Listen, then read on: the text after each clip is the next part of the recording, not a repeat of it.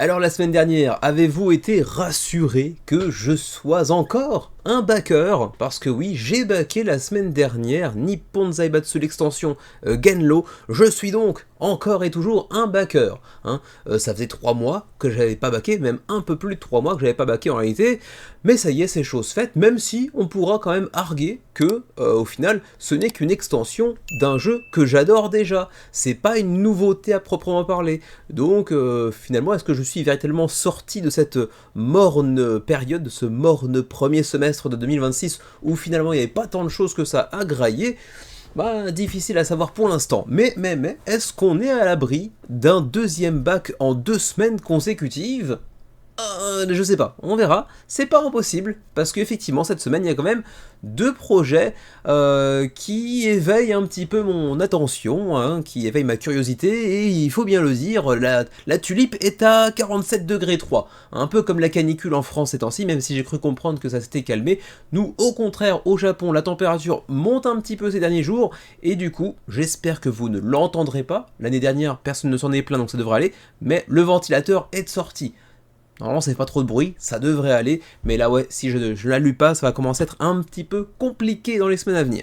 Quoi qu'il en soit, menu crowdfunding numéro 227, je crois, j'ai vérifié, ça faisait longtemps, et donc on s'oriente vers un menu pas très chargé, vous allez voir en termes purement quantitatifs, il n'y a pas tant de campagnes que ça, mais en revanche, il y a quand même 2 campagnes qui ont quand même su m'attirer de manière assez conséquente malgré tout. C'est parti, entrée, plat, dessert.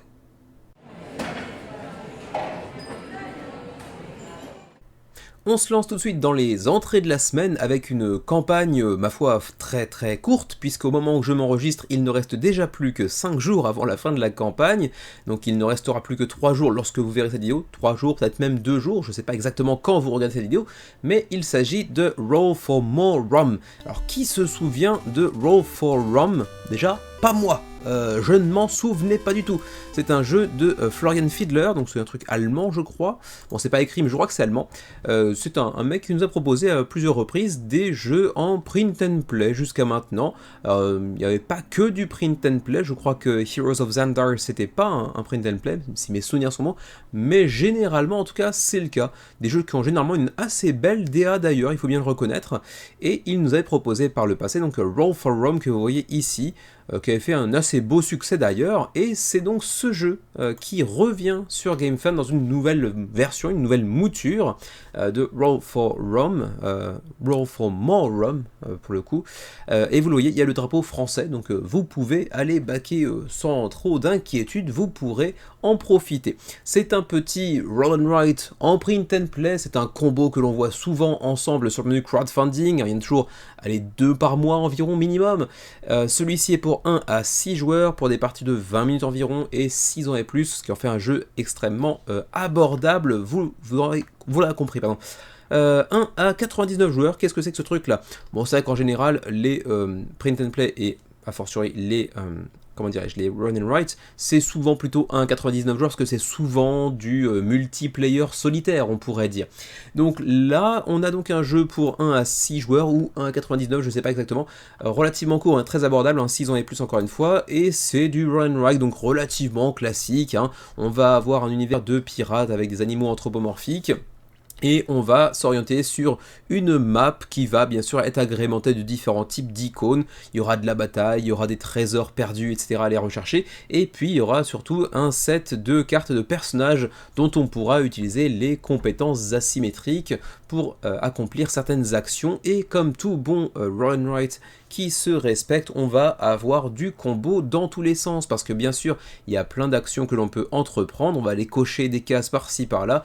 Et bien sûr que dans tout bon roll and write qui se respecte, vous allez cocher une case qui va vous permettre de cocher une autre case qui va vous permettre de cocher une autre case, et ainsi de suite. C'est un peu le principe du combo-tastic qu'on aime bien dans ce type de jeu-là, avec en plus de ça une DA assez efficace. Je trouve que le jeu marche plutôt bien visuellement parlant. Après, bon, ça reste un print and play, on aime ou on n'aime pas. J'aime bien certains jeux en print and play, mais ils ne sortent pas parce qu'ils n'ont pas de réelle présence physique, ils n'ont pas de boîte, je les vois pas dans ma ludothèque en gros, quoi. Vous avez un pledge à 6 € qui vous permet de mettre la main sur le all-in de Roll for More Rum, mais vous pouvez aussi y ajouter Roll for Rum, donc la première édition on va dire, ils sont un peu rétro-compatibles, le tout pour 19 au lieu de 6 pour le nouveau pledge uniquement. Et puis sinon vous avez un pledge Vault Season 2, donc il va proposer au cours de l'année 2026 et début 2027 plusieurs autres campagnes, donc celle-ci plus 3 autres, et pour 40 € vous pourrez mettre la main sur la totalité des 4 campagnes en question avant même qu'elles n'arrivent. Bon, le truc c'est qu'on ne sait pas exactement de quoi il s'agit, on sait qu'il y en a un qui sera sur la mythologie grecque, c'est annoncé quelque part, je ne sais plus exactement où, c'était ici, One will be a Greek style strategy game. Bon, on ne sait pas exactement ce que ce sera, mais on pourra en tout cas choper les 3 prochaines campagnes à l'avance comme ça, pourquoi pas. Voilà, je ne sais pas exactement ce que donnent les autres jeux de l'éditeur, mais en tout cas ils sont plutôt jolis, et c'est vrai que le Roll for Rome avait plutôt une bonne note sur BGG. Bon, après il n'y a pas beaucoup d'évaluations, donc ça vaut ce que ça vaut. Voilà donc pour ce qui est de Roll for Rome, et donc pas de frais de port, puisque bien sûr c'est un print and play, donc à vous de l'imprimer par vous-même très rapidement après la fin de la campagne pour en profiter. 150 backers, 5 jours avant la fin de la campagne, 2350 € d'engrangés. Des catcheurs mexicains produits par un petit éditeur belge. Il s'agit de Lucha Furia, qui est l'œuvre de Fedora Games, qui fête son 2e projet sur Kickstarter. Avant ça, il nous avait proposé Temple Paradise, qui avait malheureusement annulé fin 2025. Donc on pourrait presque dire que c'est sa première campagne, enfin sa 2e campagne, mais la première qui réussit à atteindre son seuil de financement, puisque vous le voyez, il était extrêmement faible, à 1100 € approximativement, on est à 2100, donc on est quasiment à 200% du seuil de financement. Il est financé avec à peu près 100 contributeurs, ce qui est très léger. Pour l'instant, il va certainement produire un peu à perte, en espérant que le jeu réussisse à trouver un petit peu une seconde vie en boutique, pour ensuite écouler les copies qui lui restera, parce qu'à minima, il va certainement imprimer au moins 500, je pense. Mais bon, 14 jours avant la fin de la campagne, en tout cas, c'est l'occasion de s'intéresser à ce jeu pour tous les amateurs de catch mexicain, et j'en connais un très proche de moi, parce que Xavier adore le catch, en tout cas adorait, je pense pas qu'il s'y intéresse autant que par le passé, mais ça lui parlera certainement un petit peu, au moins au niveau de l'esthétique de ce Lucha Furia, qui est pour 2 à 4 joueurs, pour 10 minutes la partie, un jeu très court, très facile à sortir, pour 8 ans et plus, donc encore une fois un truc relativement accessible, le tout pour seulement 25 $, donc même financièrement parlant, c'est pas quelque chose qui va vous coûter outrageusement cher. Alors Lucha Furia, thématique assez originale, qui en plus de ça est mélangée à un mécanisme que l'on n'attendait pas forcément ici, à savoir le tic-tac-toe, le morpion comme on dit en français, puisqu'en fait vous allez avoir un plateau qui va être amené à faire des rotations, comme vous le voyez ici, hein, le ring va bouger en cours de partie, et il y a une seule entrée, ici il y a 3 petites flèches qui vous indiquent que vous pouvez faire pénétrer sur le ring un de vos meeples. Vous allez avoir une couleur de pimple pour chaque joueur autour de la table, hein, et vous allez pouvoir faire entrer votre meeple ici, ici ou ici. Et si vous le faites entrer sur une case où il y a déjà un combattant, et bien vous faites bouger toute la colonne vers le haut, et vous le voyez que vers le haut il y a 3 autres flèches qui vont les amener à sortir également du ring. Et bien sûr il y aura tout un set de cartes en tout genre qui vont appliquer différents types d'événements lors de la partie, qui vont un peu relancer le mécanisme du tic-tac-toe de manière un petit peu originale. On a quelques petits exemples ici, vous voyez que lorsque vous faites rentrer un nouveau combattant, paf, ça pousse toute la colonne, ça effectue une rotation, ça déclenche l'événement qui se trouve juste derrière. Là pour le coup c'est une rotation de ring par exemple, mais il y aura différents types d'événements. Mais que aussi quand il y a 3 combattants d'une même couleur alignés, que ce soit à l'horizontale ou en verticale apparemment, il y a élimination de l'équipe en question, et une fois que tous les joueurs, sauf un bien sûr, sont éliminés, et bien le dernier qui reste encore sur le ring est le vainqueur. Et vous voyez aussi qu'il y a des petites cartes avec des petites chaises, hein, items que l'on utilise souvent pour fracasser le crâne de nos adversaires au catch, sont des cartes de bonus, j'ai l'impression, que l'on peut utiliser et que l'on peut obtenir seulement si on élimine un autre joueur. Donc, un jeu extrêmement simple à prendre en main, 10 ans, 6 ans et plus, 8 ans et plus, j'ai oublié, très familial en tout cas, qui peut être assez fun, qui se sort très facilement, encore une fois, hein, c'est un jeu qui se fait en 10-15 minutes apparemment, donc ça peut être assez fun. J'avoue que ça me parle pas outre mesure, le catch c'est pas trop ma cam. L'ADA est mignonne, les meeples sont plutôt cool aussi d'ailleurs, mais bon, le tic-tac-toe, ça reste un truc qui m'intéresse pas outre mesure, enfin, ça c'est sûr. Mais bon, moi j'aurais peut-être la légère inquiétude du tic-tac-toe, qui est peut-être du coup un petit peu corrigé par cet aspect mouvant des combattants qui vont entrer et sortir du ring. Cette petite inquiétude qui est le tic-tac-toe, où on se retrouve parfois dans une situation où on est bloqué, où aucun des deux joueurs ne peut gagner, et on fait match nul et c'est chiant. Apparemment là ça empêche un petit peu ce genre d'issue, j'ai l'impression, donc ça peut être assez sympa à voir. Voilà pour ce qui est donc de Lucha Furia, 95 contributeurs, 2000 € d'engrangés, 14 jours avant la fin de la campagne. Encore un TCG, un Trading Card Game, un petit jeu de cartes à collectionner. Cette fois-ci, il s'agit de Here Be Monsters. Bon, il y a quasiment un TCG par mois sur Kickstarter en réalité. Difficile de tirer son épingle du jeu dans cette scène du jeu de cartes à collectionner. Il faut être sûr que ça accroche parce que c'est vrai que le TCG c'est un business à part entière, où pour être sûr de la valeur du jeu, des cartes et de l'aspect collectionnable du jeu, il faut que ça marche un minimum, il faut qu'il y ait un minimum de backers. Et là pour l'instant on est à 265 contributeurs sur Here Be Monsters pour un premier projet. Bon, j'ai envie de dire que si c'était un jeu classique, ce serait pas si mal, mais pour un TCG, je suis pas sûr que ce soit aussi intéressant que ça au final de se jeter sur le projet. Je sais pas, je connais assez mal en réalité le TCG, tout ce qui est jeu de cartes à collectionner façon Magic, Pokémon, etc. Ou même d'ailleurs le jeu de Disney, l'Orcana, qui était aussi un TCG d'ailleurs. Hein. C'est pas un truc que je connais très bien. Là pour le coup, au moins, Here Be Monsters, on peut au moins dire qu'il a plutôt une DA efficace, c'est plutôt joli. Après le reste, c'est un jeu de gestion de main, encore une fois, de timing, de ressources, etc., de combat. C'est pas, encore une fois, un truc que je saurais vous conseiller en toute honnêteté, puisque j'ai pas vraiment de connaissances en la matière. Sachez juste qu'il y a différents niveaux de pledge qui commencent à 25 et qui peuvent s'étaler jusqu'à des pledges à 300 €, 390 $, avec un tapis de néoprène notamment, quelques pièces de métal, 3 pièces de métal. Donc c'est pour deluxifier un petit peu l'expérience, et puis avoir beaucoup plus de cartes également.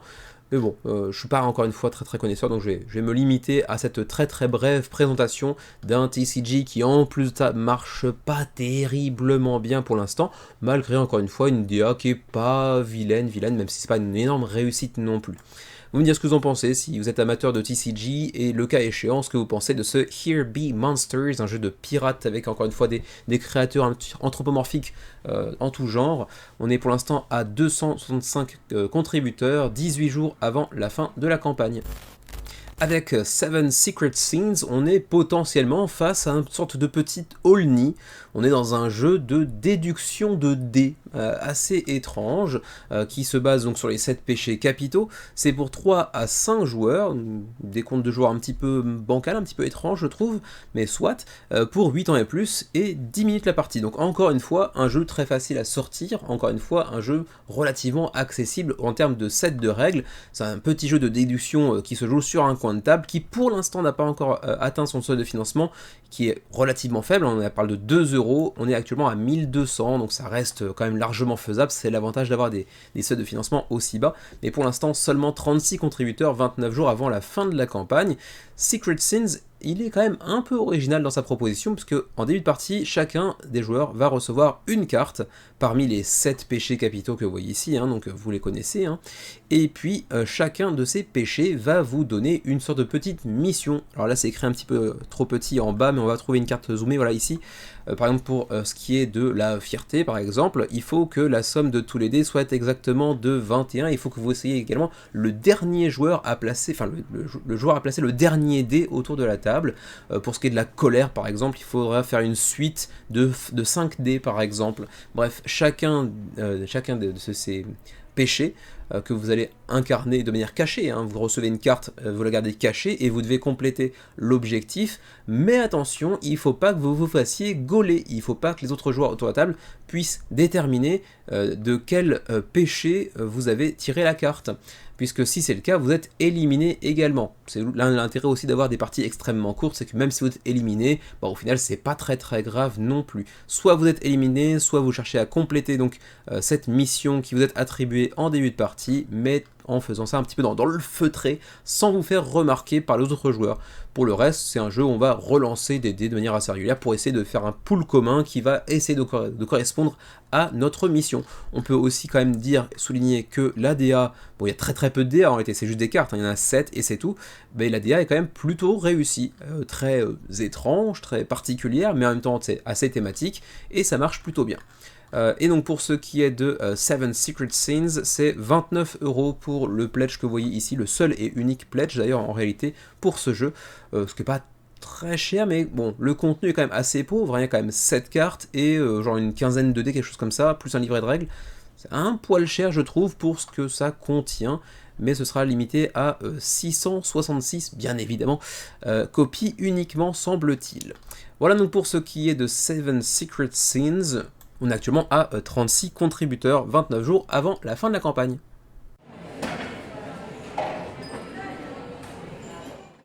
Allez, on va maintenant parler des plats principaux de la semaine. Le premier est assez conséquent, assez calorique, puisque c'est le retour de Chronicles of Drunagor pour un standalone et extension potentiellement aussi, je crois qu'il est jouable en extension aussi, intitulé Aftermath. À vérifier pour le coup de l'extension. Hein. C'est un standalone pour sûr. Est-ce que c'est compatible totalement? J'imagine, mais à vérifier. J'ai pas checké à ce point-là en termes de détails. C'est un jeu qui a une excellente réputation, et d'ailleurs j'ai un avis de première main, pas parce que je l'ai testé, mais parce que Xavier l'a eu pendant un certain temps, il a pas mal joué d'ailleurs avant de le revendre. Pas parce qu'il l'aimait pas, parce que Drunagor, quand il avait pris, je crois, un all-in qui faisait genre 16 boîtes, quelque chose comme ça. Alors il y a des boîtes beaucoup plus petites que d'autres, certes, mais 16 boîtes, c'est quand même énorme. Ceci dit, il m'a répété à de nombreuses reprises que pour ce qui est de jeux en campagne, façon un petit peu RPG, progression de personnages, etc., c'est probablement celui qui lui avait le plus plu parmi les quelques-uns qu'il avait eu l'occasion de tester. Et c'est vrai que même au-delà du seul avis de Xavier, c'est un jeu qui jouit d'une très bonne réputation, qui a beaucoup d'évaluations sur BGG, et ces évaluations lui permettent d'obtenir une moyenne à 8.2, ce qui sur BGG est quand même une très bonne note. Donc si vous aimez les RPG, les dungeon crawlers avec progression de personnages, des boss dans tous les sens, etc., Drunagor apparemment ça reste une référence en la matière, et vous l'avez peut-être déjà aperçu, mais le français est disponible durant la campagne. Je me demande si c'était pas Légion qui s'occupait ou un train fin, je sais plus exactement, mais il y avait je crois un éditeur sur le coup, je ne suis pas sûr que ce soit Creative Game Studio qui s'occupe lui-même de la VF, mais encore une fois à vérifier. Un jeu qui a déjà réussi à vendre 23 000 copies jusqu'à aujourd'hui, ce qui pour un dungeon crawler issu du financement participatif, c'est quand même un assez beau résultat. Pour l'instant on est à 1700 backers sur GameFound, 13 jours avant la fin de la campagne, et ces 1700 backers ont suffi pour engranger déjà 650 000 $. Ça vous donne un petit aperçu, hein, quand vous faites si vous connaissez vos tables de multiplication, c'est des multiplications un petit peu complexes quand même, il y a beaucoup de chiffres, ça vous donne un aperçu du pledge moyen, c'est assez conséquent. Hein. Disons que le all-in franchit le pledge à 4 chiffres, quand même, c'est pas rien. C'est un seuil que j'imagine je ne franchirai jamais. Je sais que c'est peut-être possible pour Xavier ou Nix d'avoir franchi une fois les 4 chiffres, ça m'est jamais arrivé. 3 chiffres, oui bien sûr, plusieurs fois même, mais quand même. Alors donc c'est un jeu coopératif, donc également jouable en solo, c'est ce que faisait d'ailleurs Xavier, je crois qu'il n'y a joué que en solo, pour des parties qui vont, bon, ici on nous indique 45 minutes, mais en réalité ça va osciller en fonction des scénarios, en fonction du type de joueur, enfin du nombre de joueurs pardon, autour de la table, là on nous dit 45 minutes par joueur autour de la table, donc bien sûr ça va être assez sujet à modification sur le nombre de joueurs autour de la table. Hein. Et donc c'est pour 16 ans et plus, parce que l'univers est assez gritty, comme disent les anglophones, assez sombre, il y a des monstres dans tous les sens, ils sont pas forcément très attrayants visuellement, on va dire ça comme ça. Et donc c'est un jeu assez riche, hein, vous l'avez vu, hein, j'ai parlé tout à l'heure de 16 boîtes, ça veut dire ce que ça veut dire quand même, mais on oublie un petit peu ces 16 boîtes, l'histoire d'un instant, pour parler uniquement de Aftermath, ce stand-alone qu'on nous propose dans cette nouvelle campagne, avec une très belle DA encore une fois, comme c'était le cas déjà à l'origine, et des miniatures encore une fois à tomber elles aussi, il faut dire qu'elles sont très très jolies. On parle de Dungeon Crawler depuis tout à l'heure, mais sachez qu'il est aussi fortement inspiré par les jeux Euro, donc c'est un jeu bien moins Ameritrash qu'il n'y paraît de prime abord, hein. Si on se fie uniquement au visuel, on peut penser que c'est un gros Dungeon Crawler bien non déterministe, bien Ameritrash avec des masses de dés dans tous les sens. Il est quand même plutôt orienté euro, il y a quand même beaucoup plus de gestion et de déterminisme qu'on pourrait le penser de prime abord. On nous parle ici de 80 heures, même plus de 80 heures de gameplay, ne serait-ce que dans le jeu de base, hein. Donc sachez-le, il y a quand même beaucoup de contenu, et en plus de ça, Aftermath nous permet aussi d'y jouer en standalone, donc sur un one-shot par exemple, avec une progression de personnage accélérée, donc ça aussi, c'est je pense, une belle réponse à tous les joueurs qui ces dernières années se disent, bon bah ça y est, j'ai 3-4 dungeon crawlers, je vois bien que j'arrive pas à en finir un seul, on n'arrive pas forcément à se réunir aussi souvent qu'on le voudrait avec mon équipe, etc. Bah, il y a de plus en plus de dungeon crawlers qui vous proposent aussi des expériences en one-shot, et c'est plutôt plaisant de ce point de vue-là, c'est plutôt agréable. Ensuite, continuons. Alors, bon, il nous présente assez rapidement aussi, vous voyez, tout un tas de petits logos qui vont vous aider à naviguer un petit peu à travers la campagne. Ça reste une galère. Bon, je passe moins de temps, je pense, que les joueurs intéressés par le projet sur chacun des projets du menu crafting, parce que par nécessité en fait, hein, pour des questions de temps, je peux pas m'apesantir trop longtemps, donc pour moi ça reste un gros bordel. Mais ils ont fait quand même des efforts d'ergonomie, on va dire, au sein de la campagne, de lisibilité, pour que vous puissiez vous situer un petit peu. Il y a des choses qui seront compatibles avec le jeu d'origine, d'autres non, etc. Ils sont stipulés par ces petits logos que vous voyez ici, donc la main gantelée comme ça pour Aftermath, ou ce logo avec la tête de mort un peu pour Chronicles of Dronagor, premier du nom, on va dire. Vous pourrez naviguer à travers la campagne de manière un peu plus claire grâce à ces différentes icônes, mais pour ce qui est du menu crafting, on passe assez rapidement. Alors, on vous parle ici de Euro meets Crawler, donc encore une fois un mélange de Dungeon Crawler et de Euro. Il y aura beaucoup de gestion de ressources, de mécanismes plutôt inspirés Euro que véritablement Ameritrash. On voit ici une partie d'une fiche de joueur, de fiche de personnage, on va dire, avec bien sûr ce que ça peut recouvrir d'asymétrie, hein. Tous les personnages auront des compétences particulières, il faudra gérer aussi ces compétences, leur capacité de les utiliser justement aussi, et on va pouvoir aussi créer des builds, donc en gros on va pouvoir créer de nouveaux archétypes de personnages, en plus de ceux qui sont en fait déjà préexistants. On pourra les modifier, on pourra créer quasiment en fait des personnages un petit peu sur mesure aussi. Il y aura aussi bien sûr des items que l'on pourra choper, hein, du loot que l'on pourra choper en cours de partie, en cours de campagne, pour agrémenter un petit peu nos personnages, pour les rendre plus puissants, plus efficaces, etc. On pourra aussi bien sûr imaginer tout un tas de synergies entre les différents personnages pour mieux lutter face aux forces du mal, quoi, en gros, hein. Ensuite, on vous dit que chaque aventure va vous procurer des sentiments différents, donc une forte rejouabilité potentielle, des scénarios qui vont être très différents les uns des autres, un aspect spatial assez important, c'est-à-dire c'est une des marques de fabrique de Dronagor, puisque vous allez voir, hein, il y a des différents étages sur lesquels on va évoluer, et il y a des plateformes aussi qui vont créer de nouveaux étages au sein d'un même étage, et ça va être assez intéressant de ce point de vue-là, et puis un jeu qui se veut assez immersif, puisque en fonction de vos choix, vous allez aussi avoir différents embranchements scénaristiques, différents choix impactants qui vont justement avoir une influence assez conséquente sur la suite de la campagne. Et je vous parlais tout à l'heure de ces fameux étages. On vous parle ici dans Aftermath d'une nouveauté, à savoir ces fameuses plateformes qui vont parfois être mouvantes, semble-t-il, avec donc un aspect spatial et vertical plus prononcé apparemment que ça ne l'était déjà dans Chronicle of Dronagor, premier du nom. Ensuite, on a maintenant aussi des hordes de minions, ce qui apparemment n'était pas le cas dans le premier épisode, on va dire, qui vont conserver une tension permanente autour de la table, semble-t-il.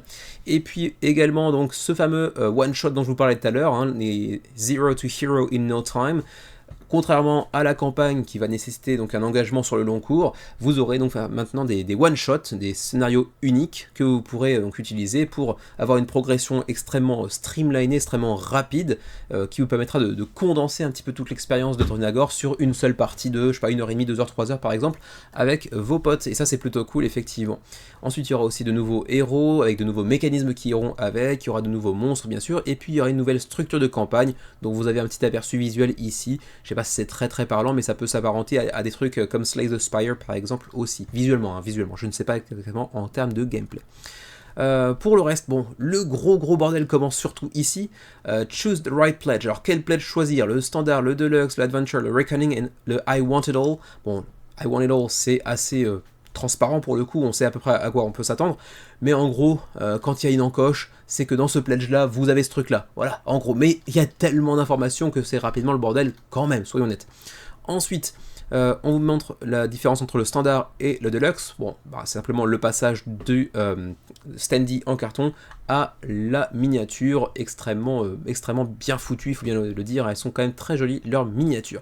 On a un standard édition, un pledge de base qui va commencer à 89$. Alors bien sûr, on est sur GameFound, donc vous aurez aussi accès au Stretch Pay, donc 3 paiements sans frais, à 29,67 par mois.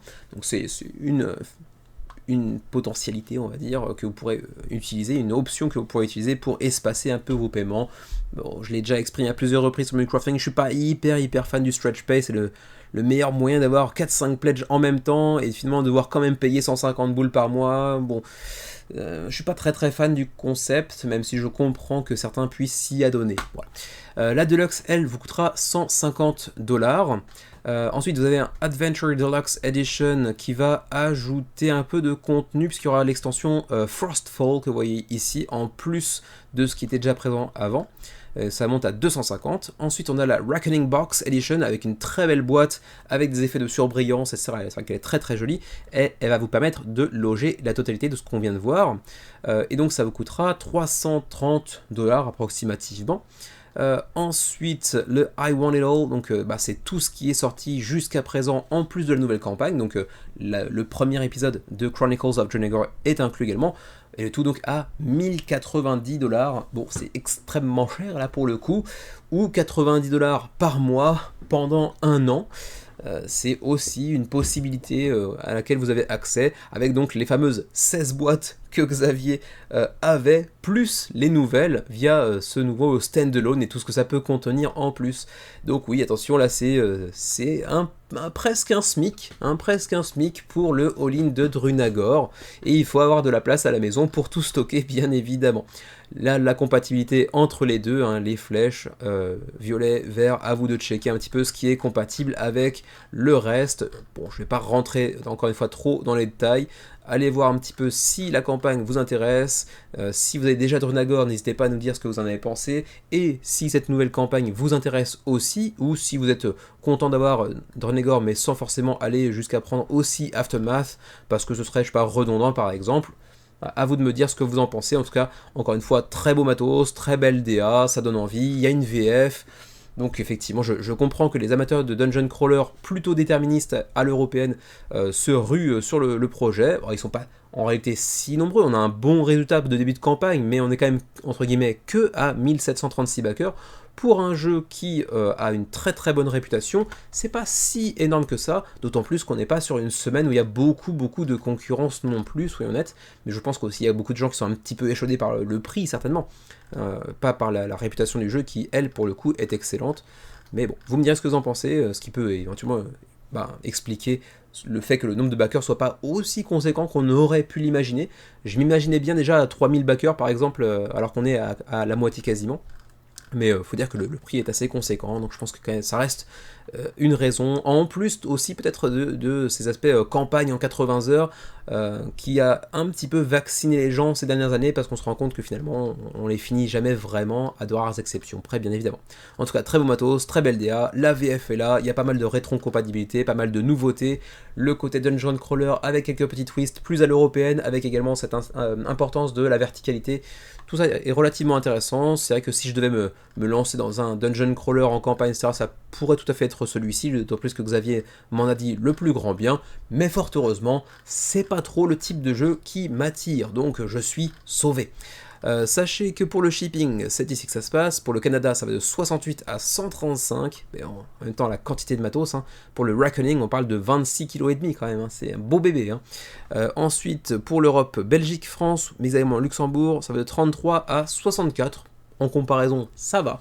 Reste de l'Europe, 49,96. Donc pour nos amis suisses, par exemple. Et pour nous qui sommes au Japon, juste par curiosité, on est ici à 70, 139 maximum.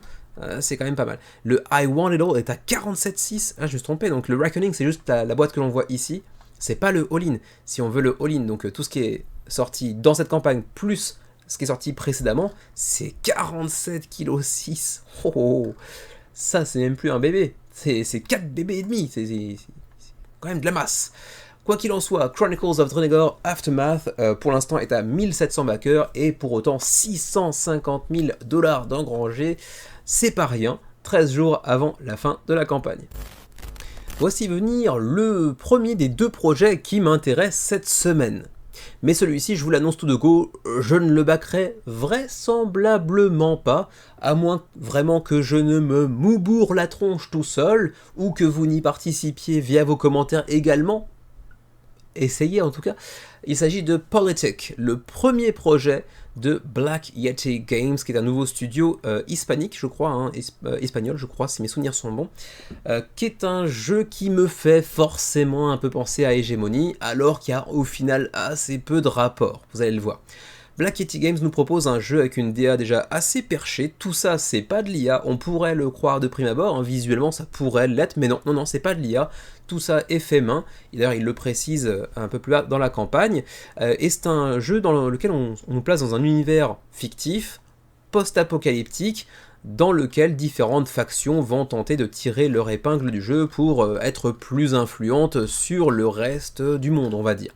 Pour l'instant, il y a déjà 1140 backers, ce qui, pour un primo-éditeur sur GameFound, pour un jeu aussi particulier, est déjà plutôt pas mal. Faut dire que, même s'il peut être assez clivant de par sa DA, il a quand même pas mal de choses à faire valoir, je pense, ne serait-ce que son originalité. Déjà 143 000 $ d'engrangés 26 jours avant la fin de la campagne. C'est un jeu pour 2 à 6 joueurs qui va durer, alors 150 minutes ? Bah, je sais pas exactement en vrai, parce que ici, on nous parle en réalité de 90 à 300 minutes. 90 ? Ok, peut-être que j'aurais backé. 120 ? Peut-être que j'aurais quand même backé. 300 ? Non, je back pas, là, je back pas du tout.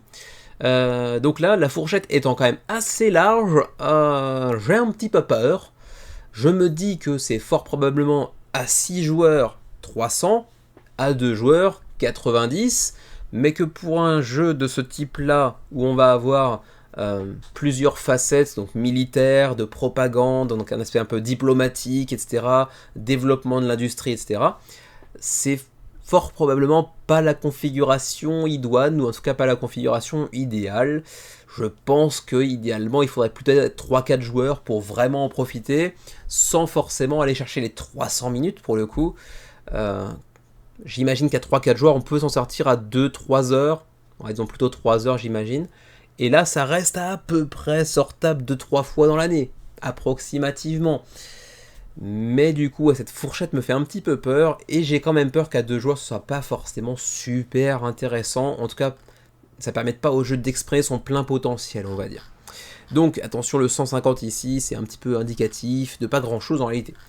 Et donc, Politic, c'est donc un jeu qui vous propose une expérience de tableau building, de contrôle de territoire à travers différentes régions du monde qui nous est proposé ici, avec surtout des cartes multi-usages, et ça c'est surtout très intéressant, ça fait partie de ces mécanismes qu'on aime beaucoup avec Xavier, même si on n'a pas forcément beaucoup de jeux qui proposent ce mécanisme dans nos ludothèques respectives, mais en général on l'apprécie toujours parce que ça mène souvent à des dilemmes. On peut pas toutes les utiliser, on peut pas les utiliser pour tous leurs effets, on a envie d'utiliser 2-3 effets par carte, mais c'est pas possible, parfois on doit utiliser des cartes pour payer d'autres cartes, etc. Donc c'est toujours super intéressant en termes de dilemme, de timing, etc. C'est quelque chose que j'apprécie pas mal. Et puis aussi un mécanisme de sélection d'action. Il y a plus de 500 cartes uniques. Alors vous le voyez ici, il y a quand même pas mal de beige blanc un peu fadasse, avec pas mal d'illustrations un peu perchées, un petit peu abstraites parfois aussi. Moi je trouve que ça lui donne quand même pas mal de charme, je sais pas, je trouve qu'il a, il a vraiment un truc un peu dystopique, un peu façon 1984 on va dire. Que j'aime bien. J'avoue qu'en plus je suis plutôt bon public pour ce qui est de tout ce qui est dystopie, justement 84, le meilleur des mondes, ce genre de choses-là. Fahrenheit, tout ça, ça me parle bien. Et j'y retrouve un ADN commun avec la DA que propose Politique ici, donc même si les cartes sont un peu clivantes et que la DA de manière générale est un peu clivante, je trouve quand même que ça marche plutôt bien au final. Je sais pas ce que vous en pensez, dites-le moi, mais moi je trouve que ça marche plutôt pas mal quand même. Et donc on a plus de 500 cartes uniques, elles sont très très riches aussi en termes de logos, hein. Vous le voyez quand même beaucoup en termes d'iconographie, et ça aussi ça peut faire un petit peu peur, c'est vrai.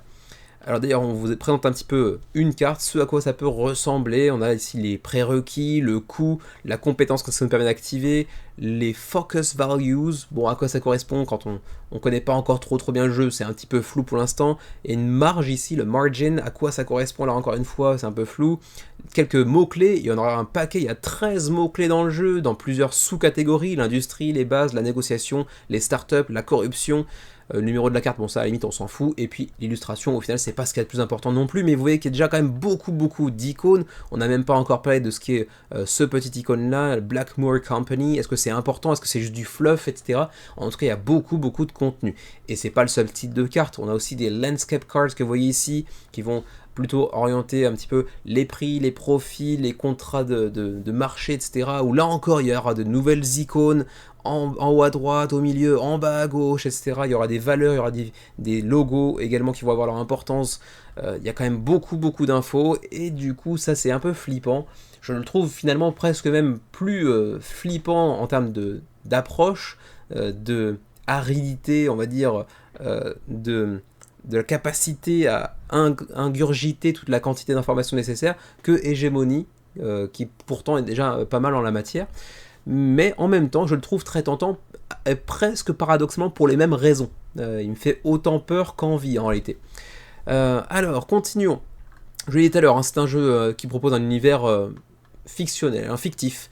Ça va utiliser pas mal de notions de notre monde à nous, bien évidemment, mais en réalité c'est un jeu qui me propose un univers un petit peu fictif, post-apocalyptique, dans un autre monde, pour éviter, j'imagine, de froisser telle ou telle personne de tel ou tel bord, on va dire, en gros.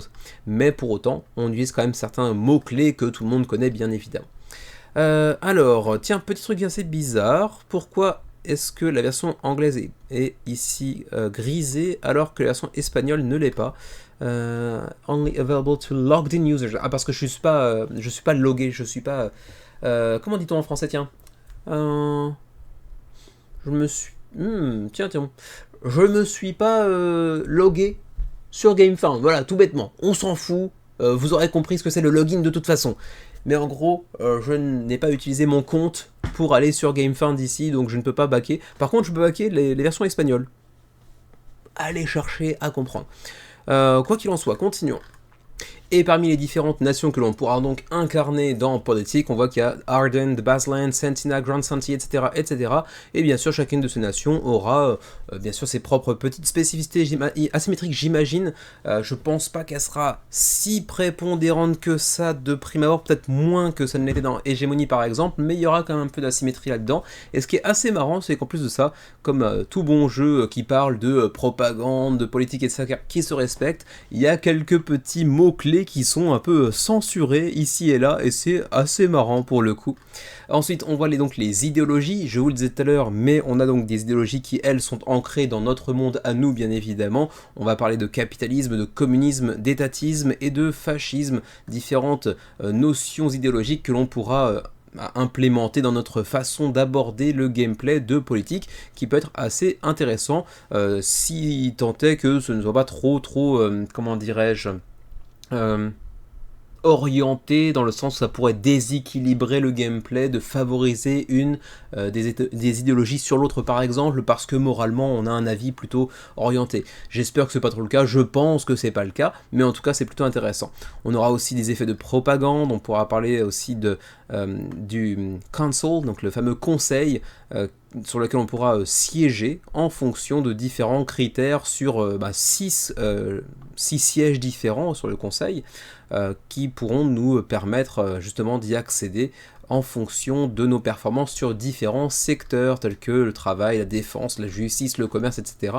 et qui nous permettront d'obtenir, en fait, nous octroieront certains petits pouvoirs assez importants en cours de partie. Pour ce qui est des composants, vous voyez ici le plateau, encore une fois, plutôt des aplats de beige, c'est pas un truc qui vraiment saute à la tronche visuellement parlant, mais il a un certain charme malgré tout, c'est plutôt épuré, mais j'aime bien, je trouve que ça lui donne pas mal de charme malgré tout. Ensuite, les plateaux individuels, c'est des tout petits plateaux pour le coup, hein. Ensuite, les cartes de nation qu'on va pouvoir incarner, alors que vous voyez donc ici les petits éléments asymétriques, justement, il n'y a pas beaucoup d'éléments, mais il y aura quand même un petit peu d'asymétrie pour chacune des nations. Ensuite, 448 cartes politiques, que vous voyez ici, qui seront décomposées en plusieurs types, hein, les cartes de propagande de départ, les cartes de compagnie, donc d'entreprise que l'on pourra fonder, les cartes de assets, d'événements qui vont impacter le cours de la partie, etc. Masse de tokens dans tous les sens, des cartes d'obligation, des cartes de landscape qu'on a déjà aperçues tout à l'heure, des cartes de broadcast, donc de diffusion de la propagande sur les choses-là. Ensuite encore plus de tokens, et puis c'est à peu près tout en réalité, c'est essentiellement beaucoup de cartes quand même, hein. Vous pouvez d'ores et déjà checker le livret de règles, mais également tester le jeu sur Tabletop Simulator pour vous faire un premier avis, pour voir un petit peu de quoi il retourne. Vous avez même un petit how to play brièvement présenté ici, pour voir un petit peu ce à quoi ça peut ressembler, une séquence de jeu, sachant qu'en gros on n'aura pas beaucoup d'actions possibles dans notre tour, en réalité on va faire 2 actions principales durant un tour de jeu. Et sachant que ces fameuses actions principales sont décomposées en jouer une carte, utiliser la compétence d'une carte préalablement posée, jouer une action de nation, avec les fameuses actions un petit peu asymétriques aussi entre les différentes nations que l'on a, faire des clashs, là c'est plutôt du militaire pour le coup, faire l'action de éduquer, donc pour gagner de nouveaux leaders, faire des actions de recherche également, des actions de campagne apparemment, des actions d'échange, donc plutôt du commerce. Donc quand même pas mal de petites actions que l'on pourra entreprendre, mais une dizaine approximativement.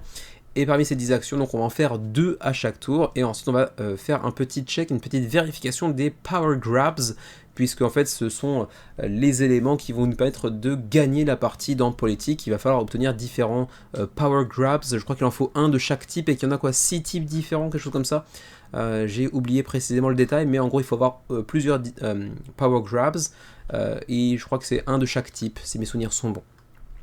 On aura aussi du militaire, pour résumer un tout petit peu, on parle du militaire où gagner de l'influence va nous permettre de contrôler un état, contrôler différents états va nous permettre de contrôler l'entièreté de la région, ensuite contrôler des régions va nous permettre de choper un power grab militaire. Ensuite, la production, on a aussi la production, mais qui pour le coup n'est pas présentée plus en détail que ça. Ensuite, l'aspect politique, on gagne des soutiens dans les bases. Ensuite, on va gagner du contrôle sur les fauteuils qui sont justement au conseil. La présence au conseil va nous octroyer des pouvoirs importants et également des power grabs. En plus des petites compétences hyper puissantes que ça nous permet d'obtenir également. Ensuite, on a aussi les corporates, donc tout ce qui est business, développement de l'industrie, etc., qui va nous permettre de créer donc des entreprises pour gagner des marchés. Gagner des marchés va nous permettre de contrôler l'industrie va nous permettre de choper des power grabs d'industrie, justement, etc., etc. Donc chacun de ces, 5-6 facettes du gameplay va nous permettre de l'emporter au final. Et il y a aussi un mécanisme de corruption avec des cartes de corruption également qui vont être puissantes mais qui ne vont pas venir sans sacrifice également, bien évidemment, vous vous en doutez. C'est ici qu'il nous précise qu'il n'y a absolument aucune IA dans le jeu. 4 ans ont été nécessaires pour concevoir l'aspect visuel du jeu qui pour le coup est très réussi bien que clivant. Ensuite, pour le shipping, il faut cliquer ici pour avoir des estimations. Donc bon, c'est un gros Excel, c'est pas très joli, mais ça fait le job. Pour la France, c'est 19 $19 pour la version anglaise et c'est plus cher pour la version espagnole. Allez savoir pourquoi. Ok, admettons. Pour nos amis belges, c'est 17. Ensuite, pour nos amis suisses, ce serait 25. Pour les Canadiens, 40. Pas donné. Est-ce que nous, on est dans le rest of the world? Non, on est ici. Nous, on est avec Asia Zone 2. $40 aussi. $40 de frais de port, c'est pas donné. Mais je me souviens que je ne vous ai même pas encore parlé du prix du pledge, et le prix du pledge, il est ici, il est à $115 pour donc le pledge de politique. Il n'y en a qu'un seul, c'est pas compliqué, il n'y a qu'un seul niveau de pledge, et c'est vrai qu'il est un petit poil onéreux quand même pour ce qu'il propose. Alors certes, il y a beaucoup de cartes uniques qui plus est, mais tout de même, $115 vu le contenant, la qualité des composants, etc., c'est un poil cher quand même malgré tout. Voilà, je suis très très intrigué par politique, je suis, comme je l'ai dit tout à l'heure, aussi intrigué, intéressé, curieux, que effrayé par la proposition de politique, notamment la durée de partie, la complexité aussi, la capacité à le sortir, genre une fois par an maximum, quelque chose comme ça. Donc a priori, je devrais pas baquer, mais il m'attire quand même beaucoup, ça faut bien le reconnaître. Je vous parlais de 2 jeux potentiellement très intéressants, susceptibles de me faire baquer 2 semaines consécutivement. Le deuxième, c'est celui-ci, c'est Diables, et c'est l'œuvre de Salt and Pepper, un éditeur espagnol que vous connaissez certainement. On en a parlé à de nombreuses reprises dans le menu crowdfunding, ils ont vraiment su se faire une place de choix depuis les 3-4 ans, on va dire, surtout sur GameFound d'ailleurs, d'abord avec plutôt des jeux solo comme Razes, comme Witchcraft, Onoda, ou encore même, je crois que Operation Barkley était peut-être un solo, non je sais plus, pour celui-ci. Et puis ils sont un petit peu diversifiés par la suite avec The Hunt, ou avec encore The Voynich Puzzle qui avait beaucoup fait parler de lui. Il nous avait beaucoup déçus personnellement avec Abemus Papa, mais c'est plutôt parce qu'on n'était pas le cœur de cible, c'était vraiment pas un jeu pour nous, même s'il avait une thématique assez intéressante. The Voynich Puzzle particulièrement a marqué un peu comment dirais-je, une sorte de virage, on pourrait dire, éditorial de la part de Salt and Pepper, puisque c'est un jeu un peu plus conséquent, un peu plus orienté expert, qui était déjà l'œuvre de Dani Garcia. Pourquoi je dis déjà? Parce qu'en fait on va traiter encore une fois de Dani Garcia pour ce nouveau jeu qui est Diables, donc je vous laisse regarder un petit peu Voynich Puzzle. Il a beaucoup fait parler de lui, je crois qu'il sera édité en français, ou qu'il l'est déjà d'ailleurs, par Pixie si mes souvenirs sont bons, mais c'était un jeu qui proposait en fait différents mini-jeux imbriqués les uns avec les autres pour faire un gros jeu plutôt expert au final, qui avait pas mal de problèmes d'ergonomie semble-t-il dans sa version originale, mais je crois avoir compris qu'ils avaient fait un gros travail d'édition, Pixie, pour justement modifier, corriger un peu le tir à ce niveau-là. Mais un jeu qui m'attire pas mal, Voynich Puzzle. J'avais failli le baquer, et finalement je n'y étais pas allé. Et donc c'est le même éditeur et le même auteur que l'on retrouve sur Diables, ou Diable, je sais pas comment c'est censé se prononcer, j'ai pas fait espagnol LV2. Quoi qu'il en soit. Diables, c'est le nouveau jeu de Dani Garcia, c'est un jeu mid-heavy, donc on va dire plutôt initié plus, ou disons entrée de la gamme expert en gros. C'est pour 1 à 4 joueurs, pour des parties qui vont durer 1 à 2 heures, voilà c'est ici 30 minutes par joueur, donc voilà, on va dire 1 heure à 2 heures, voire peut-être seulement 30 minutes si vous jouez en solo, peut-être, je ne sais pas.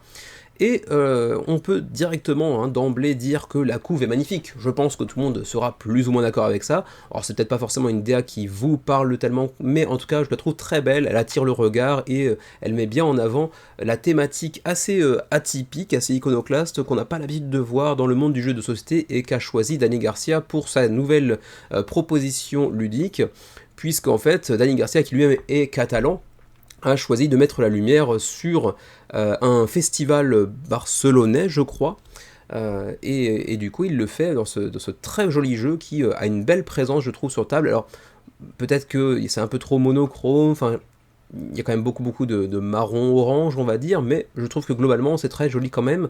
Les illustrations sont très belles sur les cartes. Il y a quelques petits trucs qui vont me gêner, on en parlera un peu plus tard sur l'aspect plus thématique du jeu, au-delà du fait que, bon, quand t'es pas catalan, ça te parle pas forcément autant, bien sûr, mais ça c'est encore autre chose. Mais globalement, on peut dire que déjà c'est un jeu très très joli, où vous le voyez, il y a quand même énormément de meeple screen print, puisqu'on va en fait incarner des équipes, on va dire, de festivaliers, enfin d'artistes de rue qui vont avoir en charge de faire le plus beau festival possible, avec donc tout cet aspect pyrotechnique, parce que c'est apparemment un festival où il y a beaucoup de pyrotechnie, donc avec des pétards sur les choses là, que l'on va craquer et on va essayer d'attirer un maximum l'attention. Alors, continuons. D'abord, what's in the box? Qu'y a-t-il dans la boîte de ce Diablesse? Alors, on voit donc le plateau central. Ensuite, on voit qu'il y aura pas mal de petites cartes de ci, de là, des cartes de social media. Et c'est l'un des points que je voulais signaler tout à l'heure, justement, quand je disais qu'il y avait un truc qui thématiquement parlait moins. C'est cet aspect réseaux sociaux. On va essayer d'attirer l'attention, d'attirer les likes, littéralement les likes. Et bon, c'est peut-être un poil trop contemporain pour moi, et c'est pas quelque chose qui m'attire outre mesure, même si le jeu a l'air vraiment cool. Bon, j'avoue que le côté un peu réseaux sociaux, je trouve ça un peu moins intéressant. Ensuite, on a pour chaque joueur un plateau personnel, avec donc masse d'emplacements pour nos ouvriers, on pourrait carrément dire, hein. Ensuite, vous les voyez donc les ouvriers screen print ici, hein, les diablesses, les personnages et les, comment dirais-je, les batteurs, hein, avec leur petit tambour portable. Et puis on aura ensuite des petits dragons, on va dire aussi, puisque ça fait partie du lore du festival qui se déroule donc en Catalogne. Alors le how to play, très brièvement, vous allez donc avoir votre propre troupe qui participe donc à ce festival.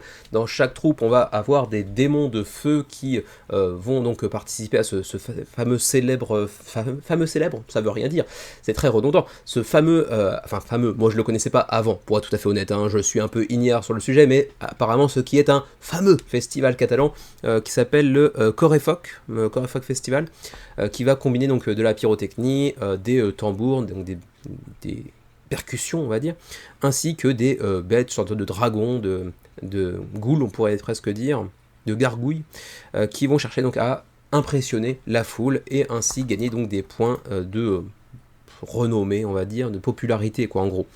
On va avoir plusieurs rounds, on en aura 3 au total, qui vont chacun consister en 4 phases de jeu. La première étant une phase de performance, donc de, comment dirais-je, de spectacle en gros, où l'on va donc envoyer nos artistes de rue dans les rues justement pour qu'ils puissent accomplir des actions de spectacle. En gros, c'est un peu la phase principale d'un tour de jeu.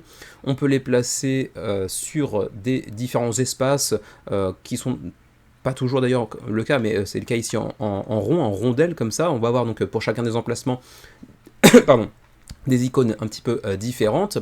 On va donc essayer d'attirer l'attention de tous les passants avec donc l'importance des réseaux sociaux. Vous les voyez ici, hein. Let your performances make waves on social media. Donc on va essayer de faire des vagues, on va essayer d'attirer l'attention des réseaux sociaux. Bon, ça me parle un petit peu moins. Par contre, l'aspect placement d'ouvriers et ensuite ajout de cet aspect pyrotechnique sur votre meeple, je trouve ça assez cool, hein. Vous voyez que de base, ils n'en ont pas en main, hein. Vous allez l'ajouter en fait sur votre meeple. À la base, ils n'en ont pas, vous allez l'ajouter une fois que vous l'aurez posé. Et bien sûr que le cracker, le pétard que vous allez sélectionner va avoir son importance, j'imagine. Ensuite, le temps va passer, va avancer, et là on va avoir des actions de scoring qui vont se déployer, se dérouler, alors qu'on va également, comment dirais-je, rafraîchir un petit peu les différents ouvriers, etc.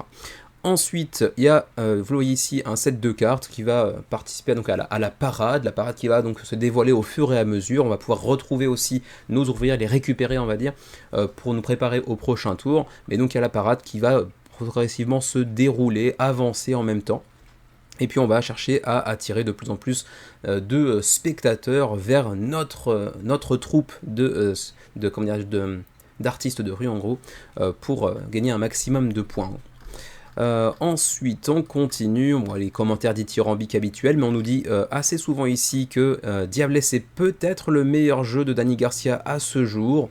Bon, toujours à prendre avec des pincettes, des grosses pincettes, quand on parle sur les réseaux sociaux, enfin sur les réseaux sociaux, on peut dire que YouTube est un réseau social si on veut, sur les différentes vidéos qui sont mises en avant sur une page de campagne, on a plutôt l'habitude de voir des commentaires plutôt très mélioratifs, on va dire. Mais oui, effectivement, ils sont plutôt tous d'accord pour dire que Diablesse, c'est certainement un des meilleurs jeux, si ce n'est peut-être même le meilleur jeu de Dani Garcia, peut-être notamment parce qu'il est très personnel, puisqu'il met en avant un petit peu ses origines avec ce festival catalan, on va dire.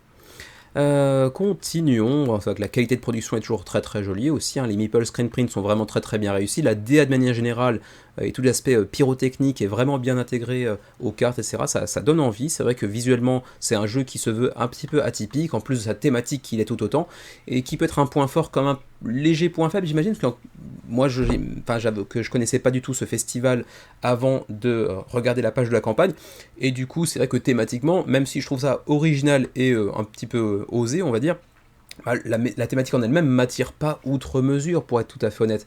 C'est pas quelque chose que je connais, donc même si effectivement c'est original, si je connais pas le festival, au final, le côté très riche culturellement, etc., ouais, je passe un tout petit peu à côté, pour être tout à fait honnête, même si je reconnais que visuellement c'est plutôt joli. Par contre, il y a beaucoup d'icônes sur le plateau, et peut-être qu'on s'y perd potentiellement un tout petit peu. Alors, maintenant, le why back now? Pourquoi backer maintenant? Alors d'abord parce que le prix est plutôt intéressant. Alors bon, toujours bien sûr à mettre dans la balance avec les frais de port qui vont venir s'ajouter, avec la TVA qui va venir s'ajouter. Mais bon, en tout cas, durant la campagne, le jeu est à 49 € au lieu de 75 en prix boutique. Donc ça peut rester intéressant. Ça dépend des frais de port principalement et de la TVA qui va être ajoutée aussi.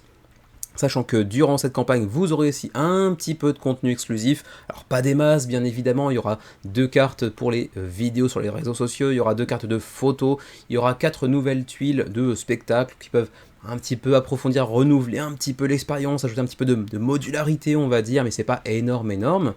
Et pour le reste, c'est juste aidez-nous à rendre le projet vivant.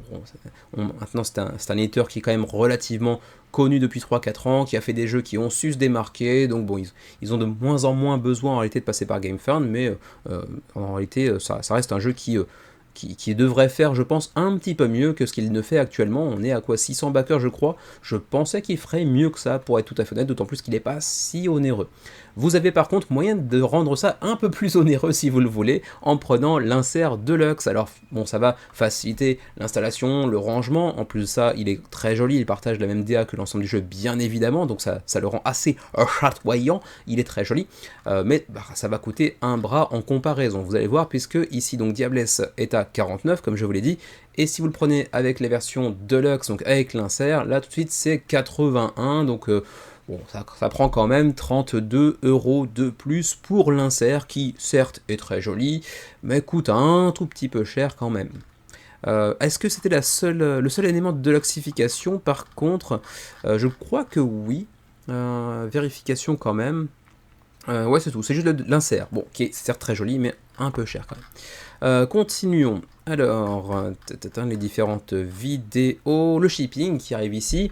On aurait aimé peut-être un how to play un tout petit peu plus exhaustif, on va dire, mais on a une idée de prime abord du jeu, mais c'est vrai que ça manque un tout petit peu de détails, je trouve.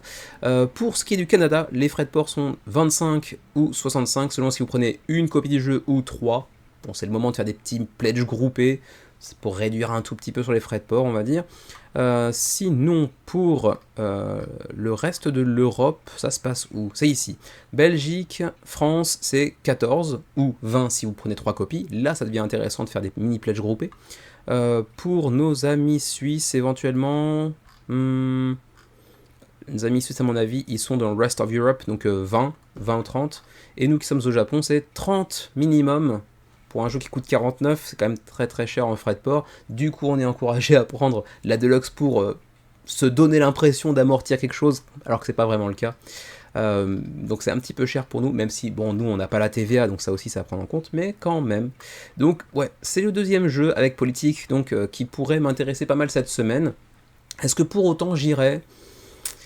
Je sais pas. Il m'attire beaucoup. J'ai pas encore eu l'occasion, si mes souvenirs sont bons, de tester un jeu de Danny Garcia, alors que c'est un auteur qui depuis 3-4 ans a vraiment le vent en poupe.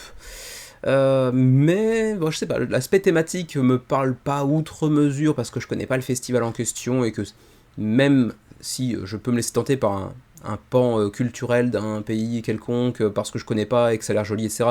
Bah là, avec celui-ci, c'est pas spécialement le cas. Peut-être aussi parce que le plateau est quand même vraiment fourni en icônes et que j'ai l'impression de m'y perdre un petit peu alors que j'ai pas joué. Mais j'aimerais bien y aller. Je sais pas exactement. Peut-être aussi parce que avec Salt and Pepper, j'avais été un petit peu déçu par la seule campagne à ce jour que j'ai backé de chez eux, mais c'était plus ma faute en tant que pas cœur de cible, j'aurais pas dû backer, que la leur. Je sais pas, je sais que c'est un jeu qu'on n'aura pas forcément beaucoup de mal à trouver dans le commerce par la suite, a priori, mais là sur le papier, c'est vrai qu'il est tentant, mais je suis pas sûr de vraiment vouloir y aller. Et si je suis dans cet état d'esprit là, je me dis que c'est peut-être pas plus mal de me dire, si je suis pas si convaincu que ça, autant pas y aller. C'est pas non plus la compétition de celui qui va réussir à se Moubouré lui-même de backer des jeux quand il n'est pas à 100% convaincu. Donc a priori, plutôt un non pour moi. Donc cette semaine, 2 jeux qui m'intéressent, qui m'intriguent pas mal, mais pour les 2, je m'oriente plutôt vers un non, je vais pas backer cette semaine, d'autant plus que la semaine prochaine et au courant du mois de juillet, il y a encore 2-3 autres projets vraiment intéressants qui pourraient me faire backer aussi. Donc a priori non, mais je maintiens que Diablesse a l'air quand même vraiment très intéressant malgré tout. Malgré aussi c'est seulement 600 backers et 40 000 € d'engrangés pour l'instant, 33 jours avant la fin de cette longue campagne qui malheureusement en plus n'a pas de VF pour l'instant.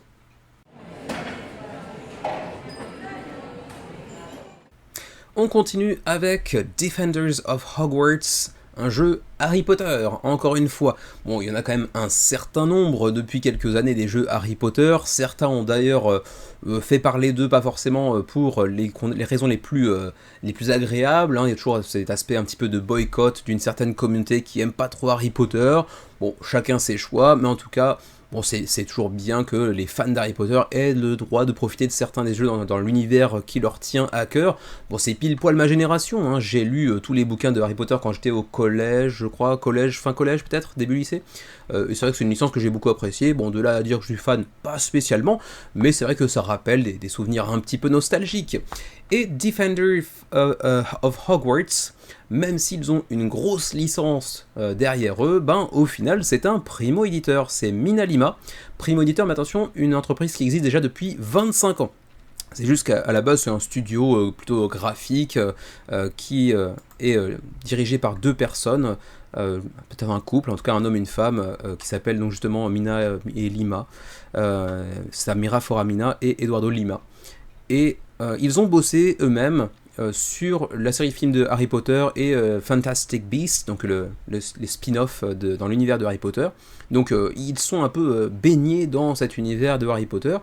Et lorsque un jour une de leurs connaissances leur a dit « j'ai eu une idée de jeu en rêve », hein, il a littéralement rêvé d'un jeu qu'il a ensuite couché sur le papier à son réveil, il leur a proposé et ils se sont dit « allez, on y va ». Ça fait une belle histoire. Est-ce que c'est vrai ? Je sais pas, mais en tout cas ça fait une jolie histoire, il est vrai. Par contre, bon, primo-éditeur et aussi primo-auteur. Le gars, il a rêvé d'un jeu, il l'a pondu, il n'avait pas d'expérience préalable, il n'est pas spécialement jeune d'ailleurs non plus, hein, si vous regardez la vidéo d'introduction, mais il a pondu donc un jeu Harry Potter qui, bon, sur le papier peut être intéressant. C'est un jeu dans lequel on va pouvoir incarner l'une des 4 maisons, ou on va pouvoir aussi incarner les forces du mal. Et donc c'est un jeu en 1 contre tous en réalité. 1 contre tous ou 1 contre 1, un joueur va incarner une force du mal, l'autre va incarner une des maisons de Hogwarts. Donc comment ça s'appelle en français déjà ? Ah, j'ai oublié l'école de magie de Harry Potter. Comment ça s'appelle en français ? Bon, je l'ai perdu, je l'ai lu en anglais, j'ai oublié. C'est pas grave, on s'en fout, on continue. Donc on a donc le château de Hogwarts, l'école de Hogwarts qui est attaquée par les forces du mal, donc Voldemort. Et donc on va devoir, dans ce jeu asymétrique de deck building et d'aventure, eh bien faire en sorte de le défendre ou de l'assaillir de manière le plus efficace possible si on incarne les forces du mal, bien évidemment. Alors, un petit aperçu de justement les quelques cartes que vous allez pouvoir utiliser dans le jeu, elles sont superbes. Visuellement, le jeu présente très très bien.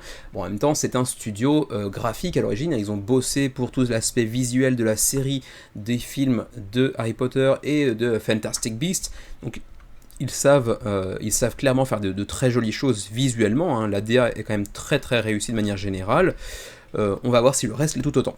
C'est pour 2 à 5 joueurs, donc forcément un qui jouera les forces du mal, et à minima un autre en face qui jouera donc là, les défenseurs de Hogwarts. Un jeu qui va durer environ 90 minutes, et c'est pour 13 ans et plus. On va bien sûr pouvoir incarner les 4 maisons de Hogwarts, ou donc joindre les forces du mal comme j'ai dit tout à l'heure. Les Key Features. Alors, il se base bien sûr sur l'univers de Harry Potter, donc l'univers très très riche qui existe depuis donc 25-30 ans, quelque chose comme ça, 25 ans ici, donc c'est déjà un univers établi qu'on connaît bien, qui est très riche, qui permet beaucoup de choses. En plus c'est de la magie, donc on peut se donner pas mal de liberté en termes de mécanismes de jeu. Est-ce qu'elles sont utilisées ou pas, ça on le verra, c'est encore un autre sujet. L'artwork, bon, là je l'ai déjà dit, hein, mais l'artwork, c'est vrai que la DA est quand même très très réussie, ça se veut d'ailleurs assez immersif, on va pouvoir évoluer dans le château de l'école de Hogwarts. J'essaie de vous retrouver un plateau pour que ce soit un peu plus visible. Voilà, ici notamment, bon c'est un peu petit, mais visuellement c'est quand même très très réussi, ça donne envie et c'est plutôt immersif. Ensuite, plein de détails, ok, bon, sympa. Crafted Escape, bah, on espère que vous avez fait ça avec attention, bien sûr. Le gameplay asymétrique, ça peut être assez cool aussi. Donc, entre les forces du mal, bien sûr, et les différentes maisonnées aussi, il va y avoir un petit peu d'asymétrie. Et donc, on va pouvoir faire des alliances avec les autres étudiants, les autres écoles. On va aussi pouvoir chercher à obtenir la victoire un petit peu par soi-même seulement. Et donc, tout ça avec un jeu principalement basé sur du deck building, puisqu'on va pouvoir enrichir notre main de cartes de nouveaux sorts en cours de partie, ce qui thématiquement fait sens, parce que c'est un jeu Harry Potter, mais enfin, mécaniquement fait sens plutôt, mais thématiquement, bon, j'ai envie de dire que ça reste un peu étrange au cours d'une attaque qui va vraisemblablement durer quelques minutes, quelques heures grand maximum, de pouvoir, comment dirais-je, apprendre, mémoriser de nouveaux sorts sans être dans un cours particulièrement, juste on va les apprendre comme ça sur le feu. Bon, c'est un petit peu étrange, mais pourquoi pas. Alors donc, les forces du mal qui sont en train d'assaillir le château, et nous, on va incarner les différentes écoles, on choisit parmi celles que l'on veut, ou donc les forces du mal pour commencer la partie. Ensuite, on va donc explorer le château de Hogwarts, donc des différentes pièces, des différentes classes que l'on va pouvoir observer, on va pouvoir explorer, on va pouvoir y faire différentes actions, comme notamment donc apprendre de nouveaux sorts, créer des barrières pour bloquer des chemins, ce genre de choses là. Là, petit truc un petit peu marrant d'ailleurs, je trouve que thématiquement c'est un petit peu étrange parce que oui, on va pouvoir utiliser des balais magiques pour voler. Alors autant passer d'une pièce à un truc vachement éloigné par une fenêtre, ça pourrait être tout à fait thématique, mais là du coup il va juste traverser un couloir un petit peu plus vite en ligne droite parce qu'il a un balai plutôt que de le faire à pied en courant. Bon, je suis pas sûr que ce soit le gif le plus efficace de la campagne pour le coup, parce que là vraiment il va juste tout droit avec un balai magique avant j'imagine de le reposer parce qu'il n'en a plus besoin. C'est un peu bizarre, mais bon. Et donc c'est le côté que je mentionné tout à l'heure ici, l'apprentissage de nouveaux sorts, pareil, en cours d'attaque de votre école, est-ce que vous avez le temps d'apprendre un nouveau sort, etc. Je suis pas convaincu, même si encore une fois, mécaniquement, ça fait sens, on est dans une école de magie, dans un univers Harry Potter, donc on va, en plus de ça, avec un mécanisme de deck building, pouvoir enrichir notre main de nouveaux sorts plus efficaces, plus puissants, pour mieux lutter contre notre adversaire, ça fait sens, c'est juste que thématiquement, je trouve ça un tout petit peu étrange, mais pourquoi pas.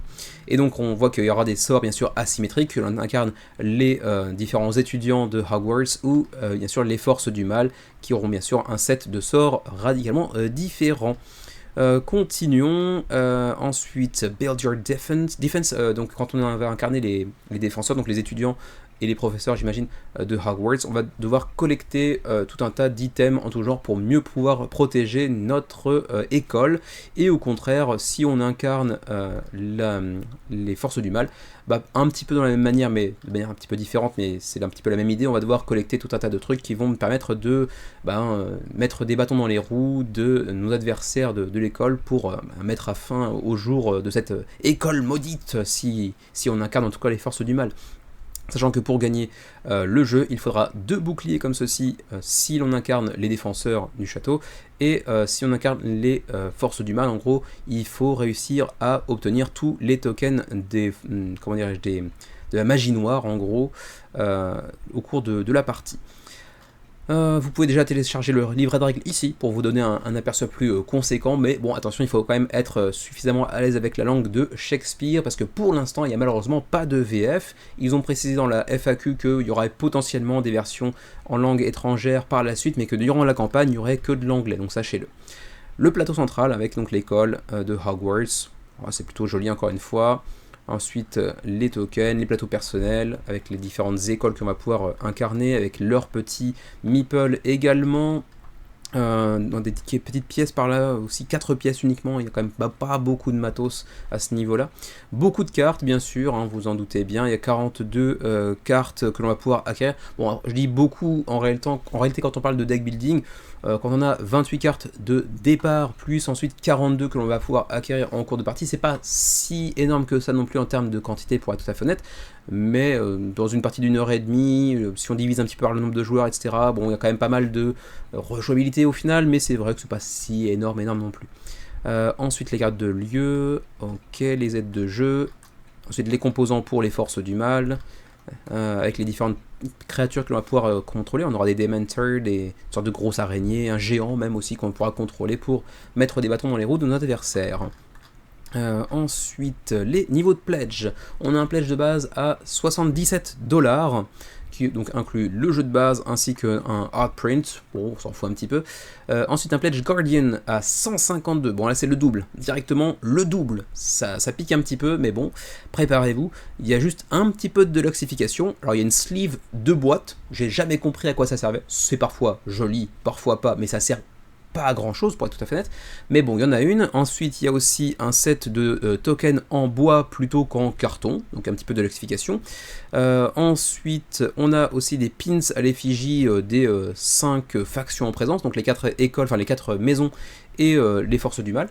Peut-être qu'on je sais pas, on le met sur notre t-shirt pour identifier notre faction en cours de partie, je ne sais pas. Et puis des sleeves, donc des protège-cartes également. Et puis ensuite on a la version collector à 370$, hein, c'est le PIB du Tadjikistan et de la Birmanie réunis. 370$ pour ajouter à ce que l'on a déjà vu une The Collector's Box. Ok. On aura des pions en métal plutôt qu'en bois. On aura l'armée de Dumbledore Upgrade Set. Bon, ça on verra un petit peu plus bas, je crois que c'était précisé. Luxury Token Bag, on aura un petit sac pour transporter les tokens. On aura des pièces de métal, je crois qu'elles sont déjà fournies dans le jeu de base, je crois me souvenir. Et puis on aura un portfolio signé par les artistes. Ok, Osef. Il y a moyen de choper des trucs en add-on, je pense, sans aller jusqu'à 370$, parce que bon, c'est pas forcément le truc le plus intéressant.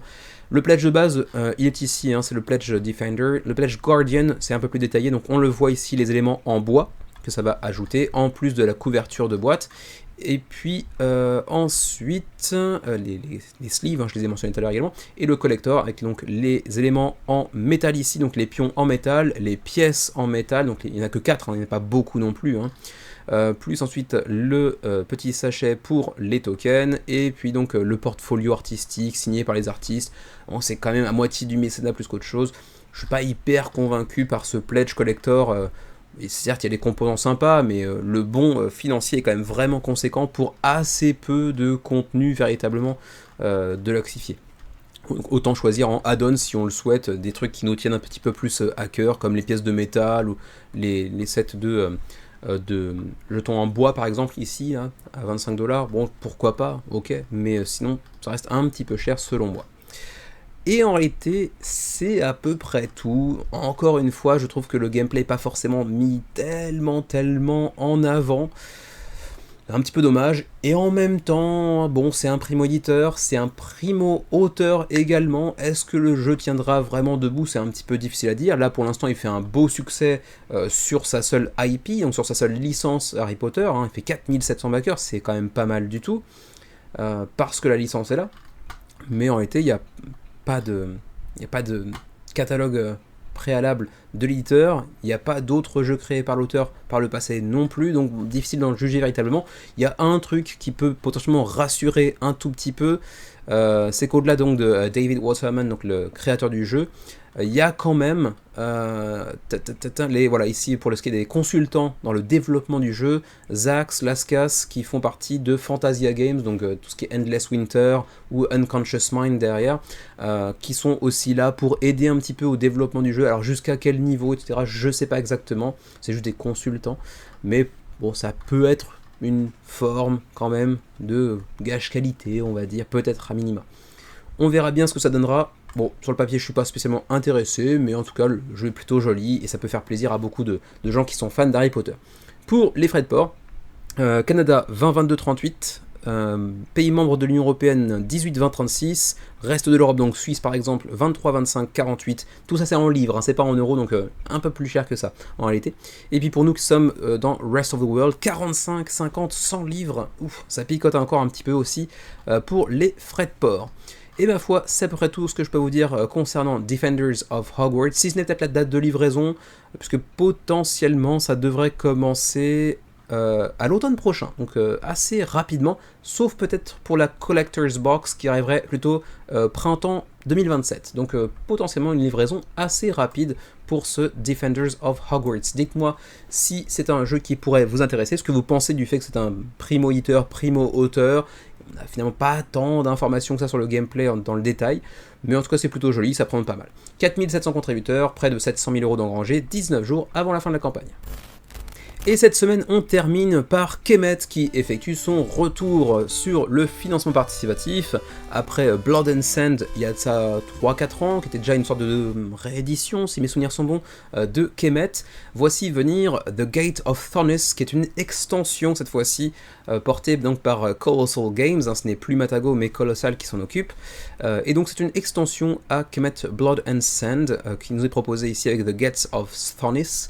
Pour l'instant 2400 backers, c'est plutôt un beau résultat, avec près de 200 000 $ d'engrangés d'ores et déjà, une VF disponible bien sûr, c'est colossal, enfin l'éditeur, hein, c'est pas l'adjectif, et 17 jours avant la fin de la campagne. Pour rappel, c'est un jeu pour 2 à 6 joueurs, pour des parties d'environ 1h30, en réalité ici on dit plutôt 2 à 3 heures, donc les éditeurs, au bout d'un moment, il va falloir que vous fassiez un effort parce que là, on a souvent des informations très différentes sur le playtime affiché sur GameFound et sur vos visuels de campagne. Donc là, il va falloir s'accorder un petit peu.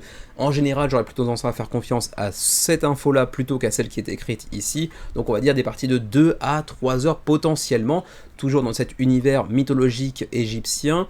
Donc pour 2 à 6 joueurs, un jeu qui va s'apparenter à du baston, des dudes on a map, comme on dit en anglais. Donc on va avoir une série de membres de factions que l'on va pouvoir envoyer au combat sur une map.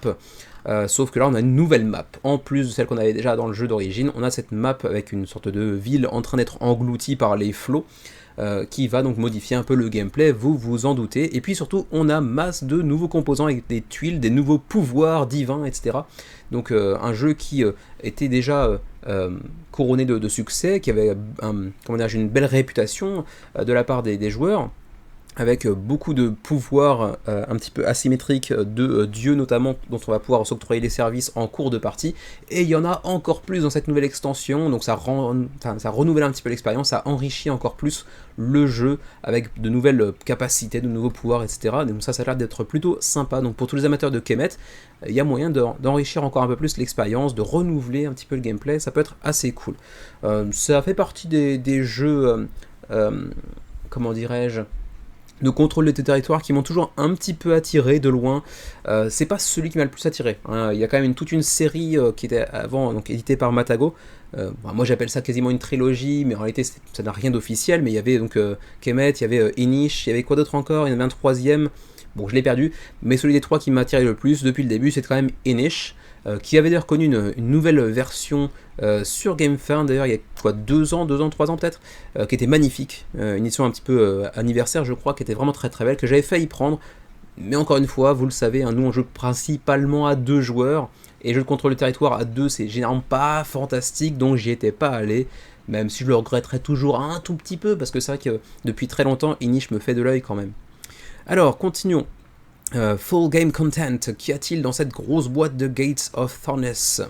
Eh ben, donc on a les 2 maps, la map remise un petit peu au goût du jour, on va dire, enfin, revue et corrigée de Kemet Blood and Sand, donc c'est la carte que vous connaissez déjà si vous avez le jeu, et puis donc la nouvelle carte que vous voyez au dos, qui est donc celle de Thornis, la ville engloutie, avec les différentes régions. On voit que le découpage est un petit peu différent. Ensuite, 11 miniatures que vous apercevez ici, qui sont d'ailleurs relativement jolies, avec des créatures mythologiques comme à l'habitude. Ensuite, plein de tuiles, c'est là que va vraiment trouver sa richesse le jeu. C'est vrai que le jeu va trouver sa richesse, je parle un peu comme Yoda, c'est très bizarre. On a plein de nouvelles tuiles qui vont nous octroyer différents types de pouvoirs supplémentaires, etc. Donc ça va être plutôt intéressant sur le papier, même si là pour le coup je suis pas hyper fan de la DA, bon, c'est pas un truc qui me parle outre mesure, je préférais celle de Inish pour le coup. Continuons, alors ici on voit qu'il y a encore d'autres tuiles, en fait ça c'est les tuiles d'extension qui ont un petit peu, encore une fois, révisées comme on dit en anglais, donc un petit peu corrigées, semble-t-il.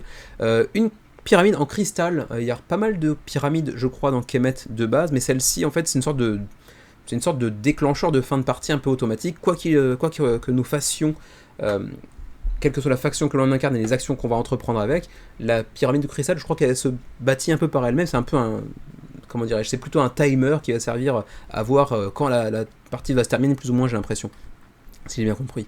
Ensuite, bon, c'est quasiment un tray, ouais, c'est ça, c'est un tray pour placer vos tuiles. Bon, c'est plus un choix ergonomique qu'autre chose, c'est pas essentiel, mais c'est plutôt cool.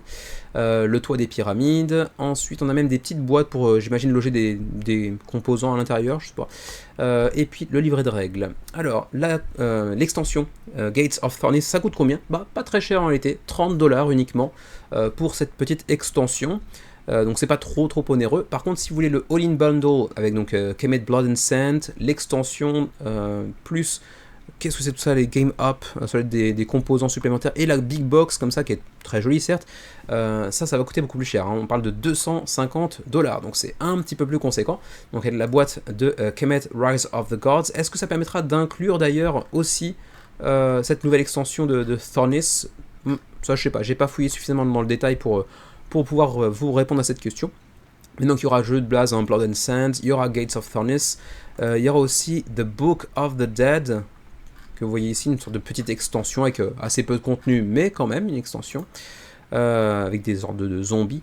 Ensuite, on a plein de Game Up, qui sont en fait, encore des fois, des éléments de deluxification, avec quelques petits composants supplémentaires, donc des manières d'enrichir encore un tout petit peu plus votre jeu, et donc ça fait des micro-modules en plus. Bon, ça a un petit peu dommage de ne pas les rassembler en une seule grosse extension, ça permet de faire monter le prix un petit peu artificiellement, je trouve, mais pourquoi pas.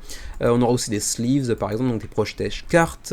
Qu'est-ce qu'on aura encore aussi? On aura des playmats en néoprène, je crois. Voilà, ici, playmats en néoprène, double face, avec Thornis et la boîte, pas la boîte, mais la map d'origine également. Donc pour un gros pledge bundle à 250$, donc c'est assez cher. Soyez sûr de vous si vous vous jetez dessus. Sinon, vous pouvez aussi prendre un peu ces éléments-là en add-on si vous le souhaitez. Et c'est là que je trouve ça un petit peu dommage, ces petites boîtes de Game Up qui ajoutent un petit peu de composants, un petit peu de contenu de gameplay dans chacune d'entre elles pour 12$ chacune, alors que ça pourrait être réuni en une seule même boîte pour peut-être 30 par exemple. Bon, il se faut un petit peu de sous là-dessus, je trouve ça un peu bof comme move stratégique, mais bon, pourquoi pas. Voilà, ensuite, le How to Play, bon, je pense que vous connaissez déjà un petit peu, hein, je l'ai dit tout à l'heure, un jeu à du contrôle des territoires, avec de la baston dans tous les sens, avec des pouvoirs divins, bien évidemment, où on va développer notre stratégie, on va chercher à s'octroyer les bénéfices de grandes divinités de la mythologie égyptienne. Bon, c'est un jeu qui a quand même déjà une belle réputation, je n'avais pas forcément besoin de moi pour vous présenter véritablement Kemet. Il y a plein de vidéos sur YouTube, en français notamment, pour avoir des infos là-dessus.